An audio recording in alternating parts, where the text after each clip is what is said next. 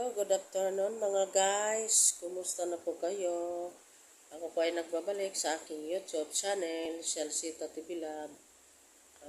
Ako po ay may ituturo po sa inyo na bago ko pong nalalaman ang bawal na bawal pong magpatong ng walis sa lamesa. Kasi ayon ay ipinangwawalis sa dumi. Ayon po ay naghahatag ng mga negatibong enerhiya. Ay malas po daw ang magpatong ng walis sa lamesa. At isa pa, iwasan ang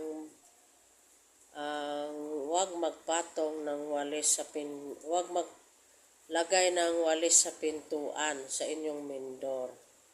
Kasi sa halip na makapasok ang swerte ay nahaharang ng walis ang swerte. Kaya kung kayo maglagay ng walis sa inyong mindor ay wag niyong gawin na maglagay ng walis sa inyong mindor kasi nahaharangan ang mga positibong enerhiya na gustong pumasok sa inyong loob ng pamamahay.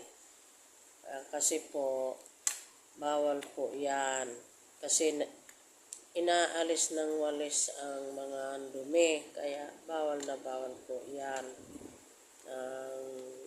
mag-iwan ng walis sa pintuan. At padalawa po, huwag magpatong ng suyod sa inyong lamesa dahil malas po ang magpatong ng suyod sa inyong lamesa. Minsan kadalasan nakikita ko na nagpatong ng suyod sa lamesa. May napuntahan ako na nagsuyod sa lamesa, tiris pa ng tiris ng koto, hindi nila alam na yun pala ay malas, ay naghahatak yun ng mga negatibong enerhiya. Kasi ang koto hindi maganda po yan, malas po ang dala noon. Kaya lalo na sa gabi, wag magwawalis sa gabi. Wag magsusuklay sa gabi dahil negatibo po yon. At pangatlo po, bawal po magpatong ng sapatos sa inyong lamesa. Sanhi po yan ang pag-aaway ng mag-asawa. Pwedeng maghiwalay, pwedeng mag-away lagi. Kunwari, nagiinom-inom, tapos merong nagsusugal punta sa sugalan, tapos napapasama sa barkada. Kaya bawal pong magpatong ng sapatos sa inyong lamesa. Yan po ang pagmumula ng away, maaring magkahiwalay ang mag-asawa. Yan po ang dala ng sapatos na negatibong enerhiya. Diba, ang dalawang magkabika yon, yung dalawang sapatos, kaya bawal na bawal po. Meron po akong nakitaan na nagpatong lagi ng sapatos sa lamesa nila, kaya walang araw na hindi sila nag-aaway. Nakitaan ko po yan. Sabi ko, lagi na lang nagpatong ng sapatos sa kanilang lamesa, kaya walang araw na halos araw-araw sila nag-away. Hindi sila magkasundo, kaya sinabihan ko na huwag magpatong ng sapatos sa lamesa.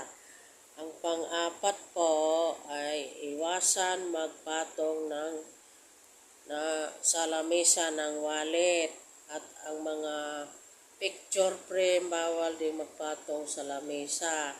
Kasi po may dala po yung mga negatibong enerhiya, hindi po yan maganda. Naghahatak po yung mga negatibong enerhiya.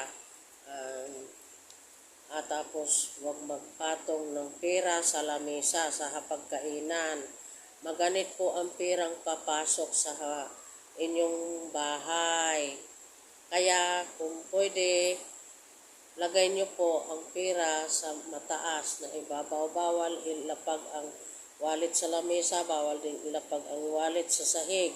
Laging nakataas ang wallet. nakalagay sa itaas, maaring sa tokador. Bawal ding maglagay ng bag sa lamesa, bawal maglagay ng bag sa sahig. Laging nakataas po ang bag at wallet.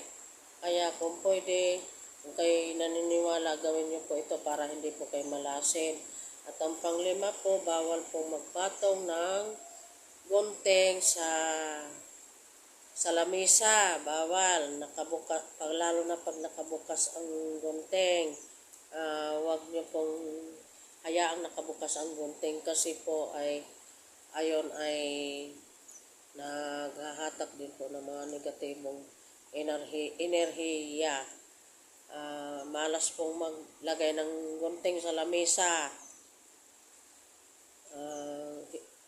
Maghahatak po yan ng mga negatibo. Sa halip na papasok po ang swerte, hindi po makapasok. Laging na lang negatibo ang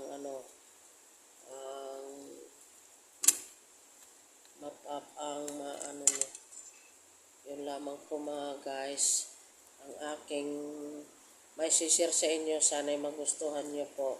Kung kayo naniniwala, gawin nyo po. Kung hindi kayo naniniwala, ay skip nyo na lang po ang video kong ito. Wala namang mawawala kung kayo naniniwala. Pamahiin lang po ito ng mga matatanda sinaunang panahon.